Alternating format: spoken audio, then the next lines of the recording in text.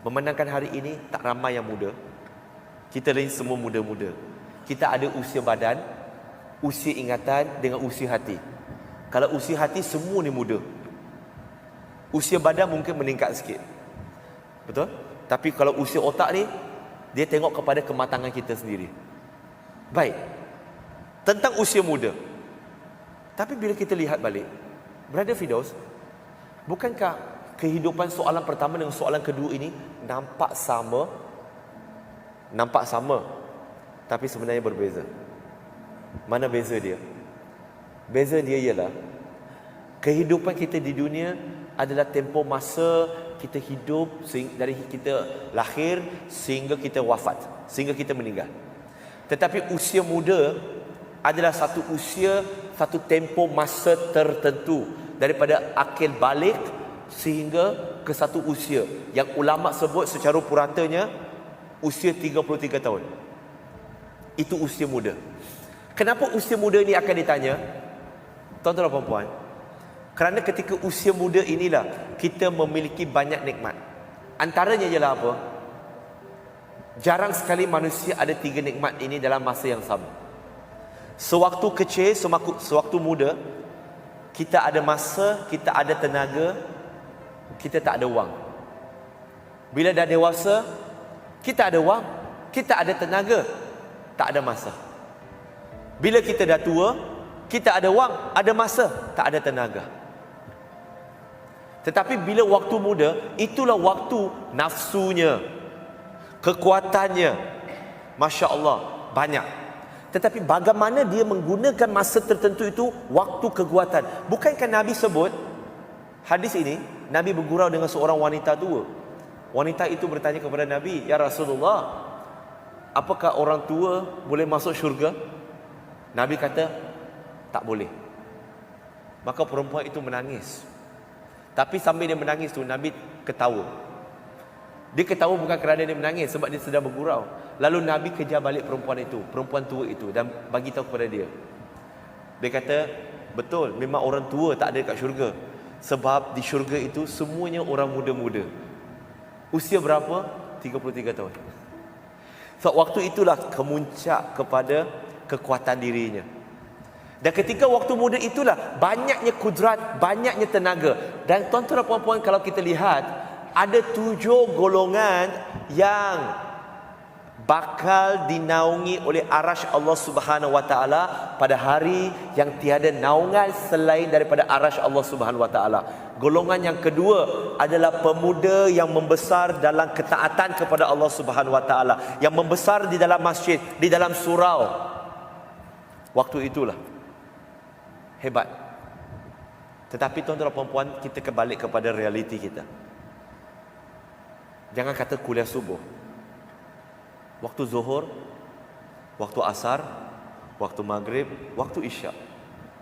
Yang ramainya yang dah berusia ataupun yang remaja, yang dah berusia. Maka kita pun tertanya-tanya, kat mana diorang ni? Tak ingat mati ke? Mati tu anytime. Jangan jadi solat part time. Maka kita marah-marah, kita rasa kadang-kadang macam geram dengan mereka. Tapi sebelum tuan-tuan dan puan-puan bertambah geram, kita berhenti seketika. Kita renungkan. Dulu masa kita muda-muda, masa kita remaja, kita datang masjid tak? Mungkin kita pun tak datang masjid. Mungkin kita pun sedang buat apa yang remaja kat luar buat tu. Mungkin kita juga melepak kedai mamak dengan kawan-kawan kita. Mungkin kita juga merempit.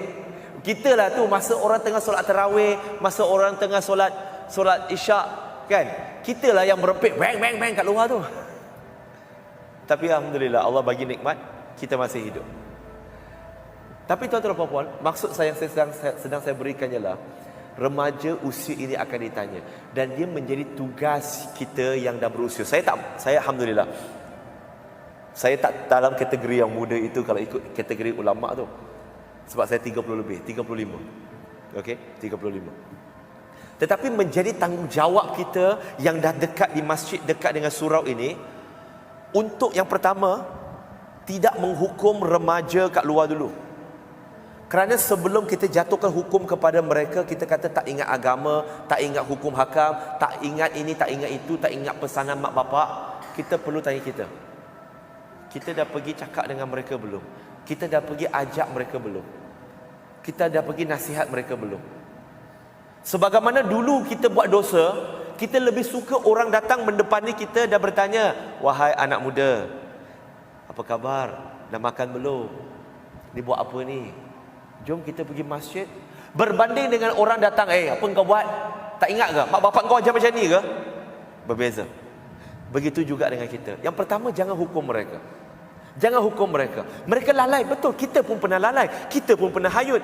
Tapi rahmat Allah, kita, alhamdulillah, Allah stabilkan kita ke semula. Pertama, jangan hukum. Kedua, ajak mereka. Ajak mereka. Dan sebagaimana kita ada masjid yang cantik, Masya Allah.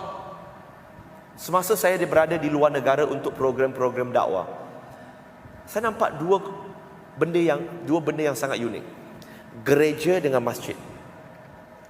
Gereja di luar negara, hatta dalam negara, saya tak pasti beberapa gereja di Malaysia, tapi di luar negara, contoh di negara Uganda yang kami pergi, gereja dia ada kafe, ada klinik, ada cyber cafe, ada perpustakaan, ada wifi untuk remaja dia datang, untuk orang awam datang, untuk semua orang, tak bukan Kristian pun boleh datang. Kemudahan disediakan. Masjid di Melbourne, Aisyah Center di Melbourne, masjid dia tak ada rupa bentuk macam ni. Masjid dia macam gudang kilang. Saya ingat dia beli kilang, lepas tu dia buat masjid. Bila jumpa dengan pengasas dia kata, tak ada, kami beli tanah lapang, kemudian kami banner. Saya kata, kamu banner, kamu beli tanah lapang dan kamu banner, kenapa kamu banner macam factory, macam kilang? Tak nampak macam ada rupa bentuk masjid pun, tak ada menara-menara tu pun, tak macam biasa. Lalu dia kata, dan ini sangat menarik untuk kita renungkan, dan kalau kita rasa nak buat perubahan, silakan. Dia kata, Brother Firdaus, kita hari ini, orang tua memang nak datang masjid surau. Dia memang nak datang, alhamdulillah. Tapi yang kita nak tarik ini adalah remaja, betul? Kalau kita nak tarik remaja, dia seumpama pancing ikan. Saya kata, ya okey, kenapa dengan pancing ikan tu? Apa kena-mengena masjid dengan pancing ikan ni? Dia kata, kalau kita pancing ikan, kita suka makan nasi Arab. Umpan tu kita letak nasi Arab ke kita letak umpan yang cacing suka, yang ikan suka makan? Saya kata, mestilah letak umpan yang ikan suka makan. Kita suka makan nasi Arab, kita suka makan ayam goreng, itu kita punya suka, bukan mereka punya suka. Tapi sekarang tujuan kita nak pancing ikan betul, nak pancing ikan kena umpan yang betul. Remaja suka apa? Remaja hari ini mereka bertenaga, mereka ada kekuatan, mereka ada, orang kata apa, hyperaktif. Mereka nak salurkan tenaga mereka. Biasanya remaja ni suka buat apa? Mereka suka bersukan. Jadi apa yang kami buat? Kami banner tempat ini. Dan menariknya, tuan-tuan dan puan-puan, dia ada satu tempat solat di atas, kemudian kat bawah dia lapangkan, dia buat gelanggang futsal, gelanggang riada, tapak permainan kanak-kanak. Ada kafe, ada air percuma dan sebagainya. Dia kata, bukankah bagus bila kita buka tempat ini sebagai tempat remaja datang beriadah dan bersukan. Bila saja solat, Allahu Akbar, Allahu Akbar, mereka berhenti, mereka pergi solat di atas musola, dah habis mereka sambung balik. Ibu bapa pun tak takut anak-anak berlari. Dan bila solat Jumaat, jaring-jaring futsal itu dinaikkan dan dibentangkan sejadah, dan jadilah tempat yang gudang itu tempat solat Jumaat. Masya Allah. Sebagaimana kita mempunyai tempat yang besar, kita jangan fikir tempat surau, masjid, tempat solat saja. Tempat komuniti, tempat aktiviti setempat. Kalau remaja tak datang, maka malaplah masa depan karya kita. Kerana remaja itulah yang bakal solat jenazah kita, yang bakal mandikan kita, yang bakal ambil alih masjid ini. Sebab itu orang kata, nak lihat masa depan sebuah negara, lihatlah remaja mereka hari ini. Jikalau remaja kita tak datang masjid dan surau, kita bukan sekadar jangan salahkan mereka saja. Tanya diri kita, apa umpan yang telah kita sediakan untuk mereka datang ke masjid?